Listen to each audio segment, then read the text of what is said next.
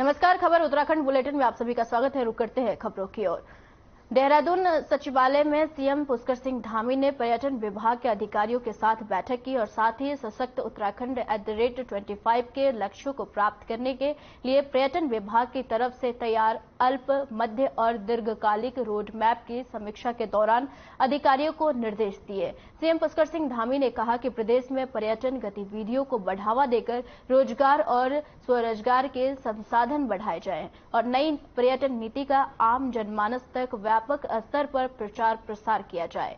पर्यटन विभाग की तरफ से चलाई जा रही योजनाओं को लोग कितना लाभ ले पा रहे हैं, इसका पूरा आकलन किया जाए। और सीएम ने कहा कि जिन योजनाओं में आम जन का रुझान बढ़ा है और इसमें अगर टॉप अप लोन अथवा सब्सिडी की धनराशि बढ़ाने की जरूरत लगती है तो इसका भी प्रस्ताव भी तैयार किया जाए।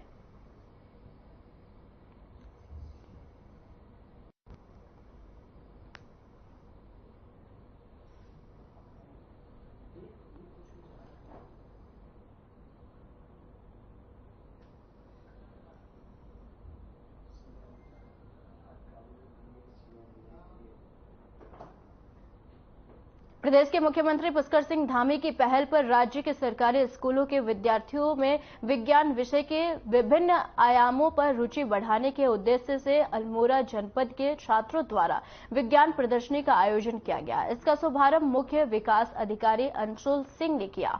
इस दौरान उन्होंने जिले भर से आए छात्रों की प्रदर्शनी का अवलोकन किया, जिसमें आपको बता दें कि यूकोस्ट के वैज्ञानिकों के द्वारा साइंस के नए तकनीकी से अवगत किया जा रहा है और जिसमें साइबर सुरक्षा, नैनो टेक्निकी और ड्रोन्स, रिवोट्रिक व्हीकल्स आदि के जानकारी मिल सके और छात्रों में विज्ञान जगत के प्रति जागरूक हो सके।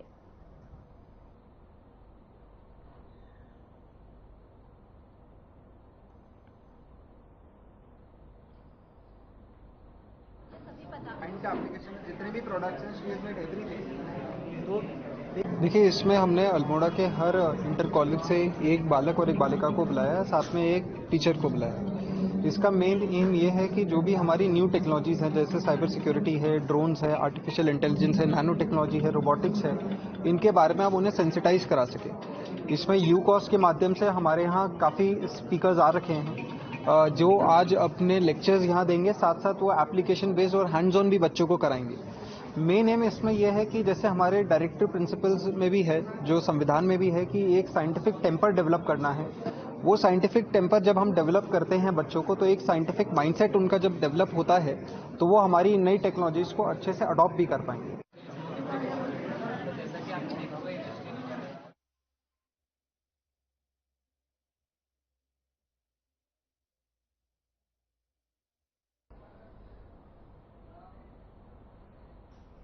देहरादून से दिल्ली जाने वाले पैसेंजर के लिए अच्छी खबर है। देहरादून से दिल्ली के लिए वंदे भारत एक्सप्रेस शुरू होने जा रही है, जो महज 5 घंटे में देहरादून से दिल्ली पहुंचा देगी। 29 मई को इस ट्रेन की शुरुआत प्रधानमंत्री नरेंद्र मोदी ने वर्चुअल ग्रीन सिग्नल देकर करेंगे और इसके अलावा री डेवलपमेंट प्रोजेक्ट्स के तहत 250 से 300 करोड़ में वही दून रेलवे स्टेशन का कायाकल्प किया जा रहा है और स्वीकृति मिलने के बाद काम शुरू हो जाएगा। देवप्रयाग से विधायक विनोद कंडारी ने बताया कि वंदे भारत एक्सप्रेस के जरिए 5 घंटे में ही देहरादून से दिल्ली का सफर तय हो जाएगा और फिलहाल दिल्ली के लिए संचालित होने वाली शताब्दी एक्सप्रेस में 5 घंटे 55 मिनट और जन शताब्दी में 6 घंटे 5 मिनट का समय लगता है और 160 किलोमीटर प्रति घंटे की रफ्तार से दौड़ने की क्षमता रखने वाली वंदे भारत एक्सप्रेस का स्पीड पर नियंत्रण रहेगा।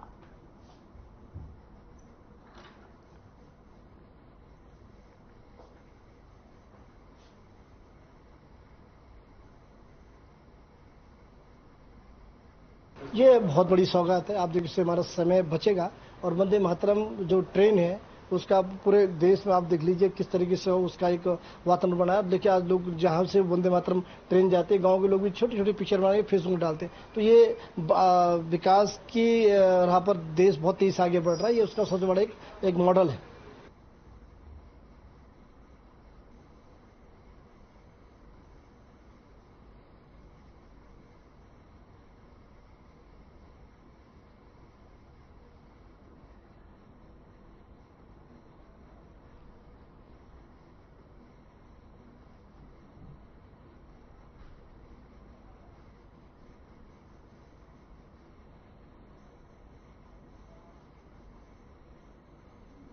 सिखों के पवित्र तीर्थ स्थल श्री हेमकुंड साहिब में कपाट शनिवार 20 मई से खुलने जा रहे हैं और इसके लिए सभी तैयारियां पूरी कर ली गई है और तीर्थ यात्रियों के वे सब सुविधाओं के लिए जहां एक और प्रशासन पूरी तरह से मुस्तैद है, तो वहीं कानून व्यवस्था को लेकर भी पूरी सक्रियता दिखाई जा रही है। उत्तराखंड के वहीं एडीजी लॉ एंड ऑर्डर वहीं मुरुगेशन ने कहा कि यात्रा के दौरान यातायात नियमों का सक्रियता के साथ पालन कराया जाएगा और इसके साथ साथ अन्य चीजों पर भी नजर रखी जाएगी और उन्होंने कहा कि इस दौरान धार्मिक भावना का भी पूरा ख्याल रखा जाएगा। आपको बता दें कि गुरुद्वारा साहिब और लोकपाल लक्ष्मण मंदिर के कपाट खोले जाएंगे और इसके लिए दोनों धामों को फूलों से सजाया जा रहा है।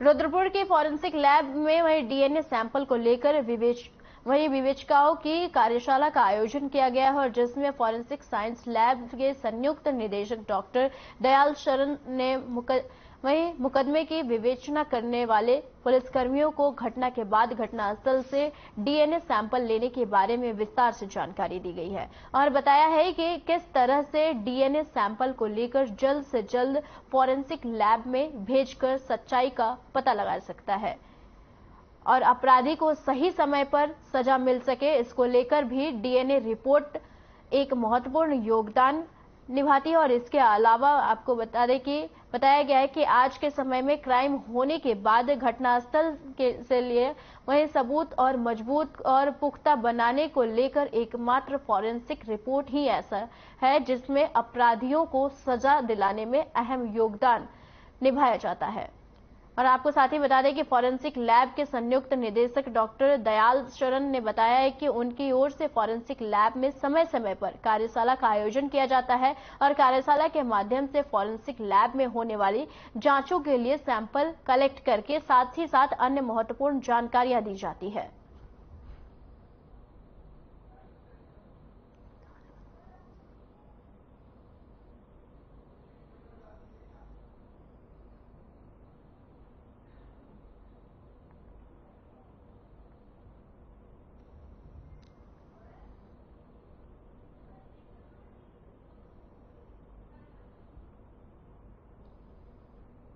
उधम सिंह नगर के आईओएस की कार्यशाला आयोजित की थी आज और पूर्व में भी 2 बार हम लोग आईओएस की कार्यशाला 6 मई को और 8 मई को आयोजित कर चुके हैं हम लोग और उसी क्रम में आज भी ये वर्कशॉप थी। डीएनए किट का प्रशिक्षण देना था हमारे जनपद के इंस्पेक्टर्स और सब इंस्पेक्टर्स को, तो उसी क्रम में हम लोगों ने आज यहाँ पे ट्रेनिंग दी है।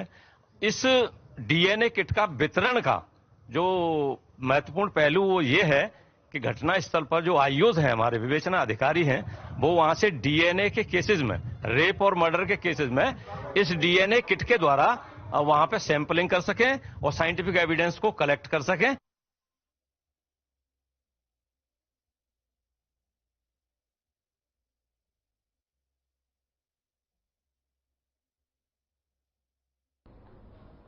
चंपावत जनपद के सीमांत बनबसा नगर में सिंचाई विभाग की जमीन पर अवैध रूप से बनाई गई 2 मजारों को वहीं प्रशासन ने हटा दिया है और सरकारी संपत्ति से किए गए अवैध अतिक्रमण को हटाए जाने के लिए चलाए जा रहे अभियान के क्रम में जनपद चंपावत के थाना बनबसा और क्षेत्रांतर्गत उप जिलाधिकारी टनकपुर सुंदर सिंह तोमर और क्षेत्राधिकारी टनकपुर के नेतृत्व में बनबसा पुलिस टीम और राजस्व विभाग और सिंचाई विभाग कैनाल उत्तर प्रदेश द्वारा संयुक्त रूप से कार्रवाई की है और उप जिलाधिकारी टनकपुर ने जानकारी देते हुए बताया कि अवैध अतिक्रमण को बिल्कुल भी बर्दाश्त नहीं किया जाएगा और साथ ही कहा कि इस अभियान के अंतर्गत क्षेत्र में अवैध अतिक्रमण कर बनाए गए स्थलों को चिन्हित कर ध्वस्त करने का अभियान चलाया जा रहा है।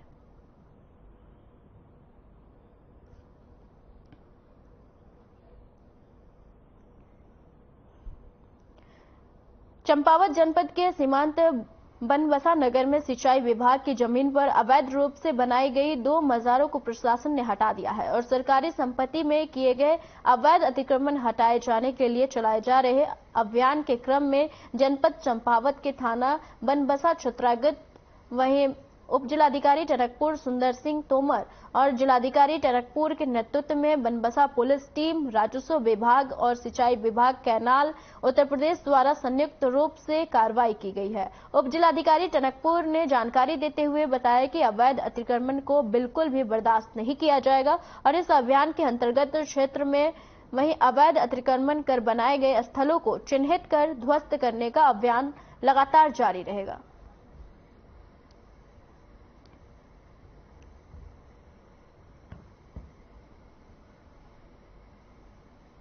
यूपी कैनाल के क्षेत्र अंतर्गत बनबसा में जो यूपी इरिगेशन के उसमें थे तो 2 मजार बनी थी अवैध रूप से, तो इसको आज जो है पुलिस क्षेत्राधिकारी और परिवहन निरीक्षक कोतवाली टनकपुर, एसडीओ इरिगेशन और एसओ बनबसा के हमारे द्वारा संयुक्त रूप से एक अभियान चला गया जिसमें 2 मजारों को जो है रिमूव किया गया। अभी आइडेंटिफिकेशन करवा रहे हैं और जहां जहां भी इस तरह का इलीगल रूप से होगा तो उसको सब जो है रिमूव किया जाएगा।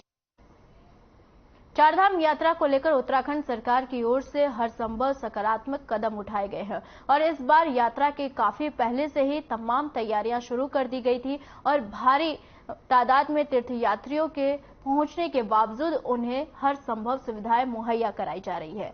आपदा प्रबंधन सचिव वहीं रंजीत सिन्हा ने कहा कि यात्रा में जो जिले शामिल हैं वहां पर मॉक ड्रिल किया गया है और तैयारियों का जायजा लिया गया है और साथ ही बताया कि जहां पर जो कमियां रही है उनको दूर किया गया है और इसके अलावा जोशीमठ में आपदा कंट्रोल रूम बनाया गया है और उन्होंने यह भी बताया कि अभी तक 4 धाम यात्रा बिना किसी बाधा के चल रही है।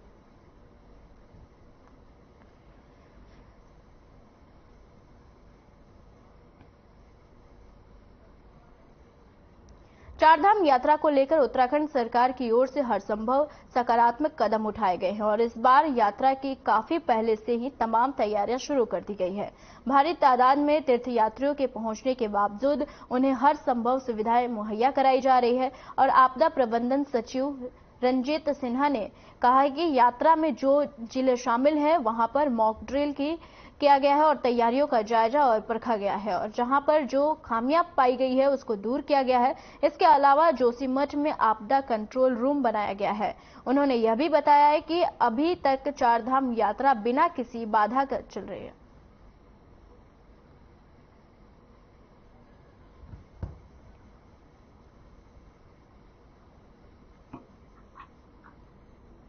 देखिए, यात्रा के दृष्टिगत हमने काफ़ी इस बार तैयारी करी थी। एक तो हमने एक जॉइंट कंट्रोल रूम जोशीमठ में स्थापित किया है, जो कि यात्रा के पॉइंट ऑफ व्यू से ही जो यात्री आ रहे हैं मार्ग संपर्क मार्ग में कोई व्यवधान ना हो, इसके दृष्टिगत वो कंट्रोल रूम सुचारू रूप से चल रहा है। दूसरा, हमने इस बार यात्रा से पहली बार हुआ है यात्रा के दृष्टिगत यात्रा से पूर्व मॉक ड्रिल हमने आज सुबह 6 बजे भारतीय युवा सेना के विशेष विमान से सूडान में फंसे नागरिकों को दिल्ली लाया गया है और इसमें उत्तराखंड के 2 निवासी अनिल कुमार और अमित कुमार भी हैं। मुख्यमंत्री पुष्कर सिंह धामी के निर्देश पर इनके गंतव्य स्थान देहरादून और हल्द्वानी के लिए व्यवस्था की गई है और दोनों लोगों द्वारा उत्तराखंड के मुख्यमंत्री पुष्कर सिंह धामी का आभार व्यक्त किया है। अब तक सूडान से उत्तराखंड के 30 नागरिक वापस आ चुके हैं।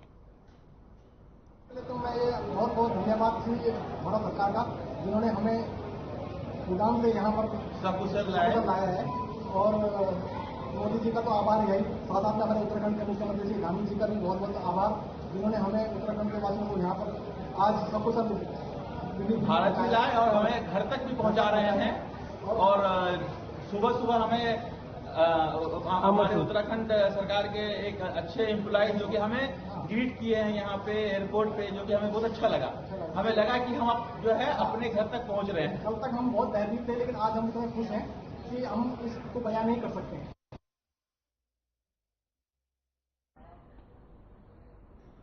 हल्द्वानी से सनसनीखेज वारदात सामने आई है, जहां एक गंभीर रूप से घायल युवक की उपचार के दौरान मृत्यु हो गई है।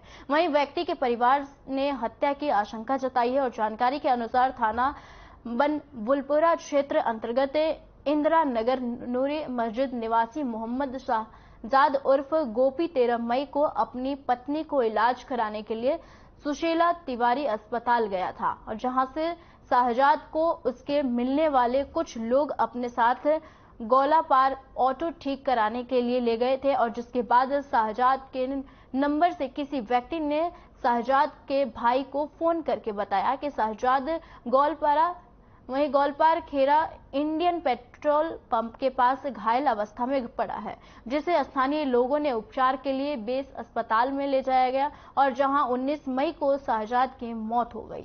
मृतक के परिजनों का आरोप है कि उसके भाई शाहजाद की हत्या की गई है। वहीं हल्द्वानी हरेंद्र चौधरी का कहना है कि मामले में मृतक के परिजनों के तरफ से कोई तहरीर नहीं दी गई है, और तहरीर आते ही मामले की जांच की जाएगी।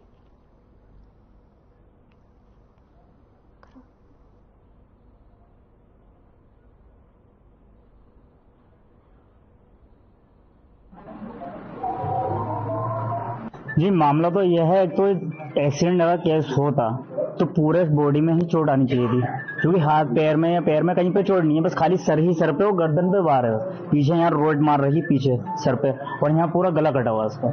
गला भी एक जगह से नहीं 2 जगह से काट रखा है। तो आपने इसकी सूचना पुलिस को दी पहले या क्या है? सूचना उस वक्त हमने नहीं दी, उस वक्त जो लेकर आए हैं घायल व्यवस्था में उसको, उन्होंने सूचना करी थी पहले। 13 तारीख को एक मोहम्मद शहजाद नाम का पेशेंट पहले बेस में आया था। बेस से इसको सुशीला तिवारी हॉस्पिटल रेफर कर दिया गया। वहाँ से मेमो हमारे यहाँ मेडिकल चौकी में आया, स्टाफ ने जाकर जांच की, तो उस दौरान डॉक्टर साहब द्वारा मेमो भी लिखकर भेजा गया था कि इसके तीमारदार द्वारा बताया गया कि मरीज के जो है एक्सीडेंट में इंजरी आई है, वो तो आईसीयू में एडमिट था मरीज। आज मोहम्मद शहजाद की 19 तारीख को आज मृत्यु हो गई है, तो फिर उसका मेमो आया, तो पुलिस अधिकारी आए हैं यहाँ पंचायत में पोस्टमार्टम की कार्रवाई के हेतु। पौड़ी में शादी विवाह का एक कार्ड लगातार वायरल हो रहा है। यह कार्ड वर्तमान नगर पालिका अध्यक्ष पौड़ी यशपाल बेनाम की पुत्री का अन्य धर्म विशेष के युवक के होने के बाद लगातार वायरल हो रहा है, और वायरल होते ही इस शादी के कार्ड पर लगातार राजनीति गरमाने लगी है। जहां एक और हिंदू धर्म से ताल्लुक रखने वाले संगठनों द्वारा लगातार इस शादी समारोह के विरोध किया जा रहा है, तो वहीं अब विश्व हिंदू परिषद ने भी इसके खिलाफ अपना मोर्चा खोल दिया है। वहीं विश्व हिंदू परिषद के जिलाध्यक्ष महेंद्र असवाल ने भारतीय जनता पार्टी के प्रदेश अध्यक्ष महेंद्र भट्ट से मिलकर नगर पालिका अध्यक्ष पौड़ी यशपाल बेनाम को पार्टी से बर्खास्त करने की मांग की है।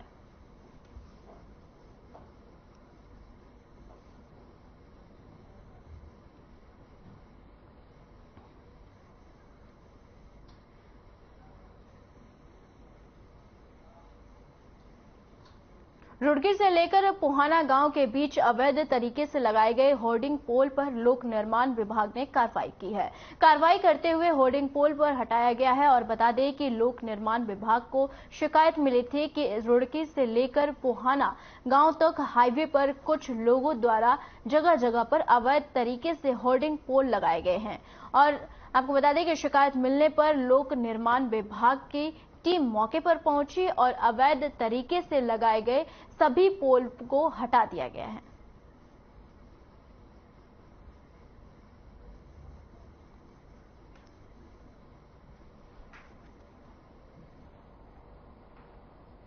इसमें देखिए कुछ एजेंसी फर्मों ने और कुछ लोगों ने रोड के किनारे हमारी ROW में अवैध रूप से यूनिपोल और होर्डिंग लगाए हुए हैं, जिनका संज्ञान लेके प्रमुख अभियंता महोदय PWD के द्वारा आदेश निर्गत किए गए हैं कि ये सारे अवैध यूनिपोल हटाए जाने। हाँ, बिल्कुल नोटिस दिया गया, नोटिस दिए गए हैं, और हमारे द्वारा समाचार पत्रों में, स्थानीय समाचार पत्र और जो राष्ट्रीय समाचार पत्र हैं उसमें सूचना प्रकाशित करी गई है इनको हटाने के लिए कि विभाग द्वारा इनको जब्त कर लिया जाएगा, हटा दिया जाएगा। अगर ये तो जब तक नहीं हटते हैं तब तक चलेगा। पिछले साल भी हमने हटाए हैं, काफी हटे हैं। अब हमने जो मुख्य सड़कें हैं वो चिन्हित करी हैं, हमारी स्टेट हाईवे,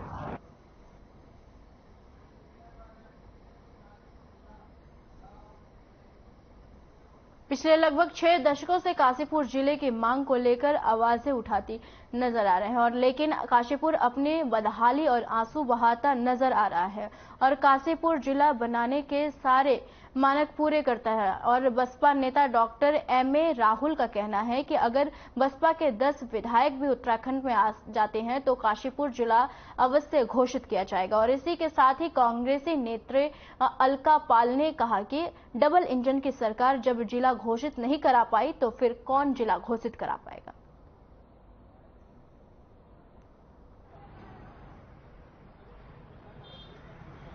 अब 20 साल तो हम लोगों को हो गए। हमने भरी ठंड में अधनंगे होकर काशीपुर जिला बनाने की मांग की मुख बधिरों को लेकर। आज भाजपा का महानगर अध्यक्ष हूँ। लगातार ये मांग कम से कम 50 से 60 साल की मेरे दादा ने भी मांग की, मेरे अब्बा ने मांग की। अब उनके बाद वो दोनों तो चले गए, मैं उनका जो बेटा होने के नाते अब मैं काशीपुर की जिले की मांग कर रहा हूँ। भाजपा का महानगर अध्यक्ष हूँ, पूर्व मेयर का चुनाव लड़ चुका हूँ।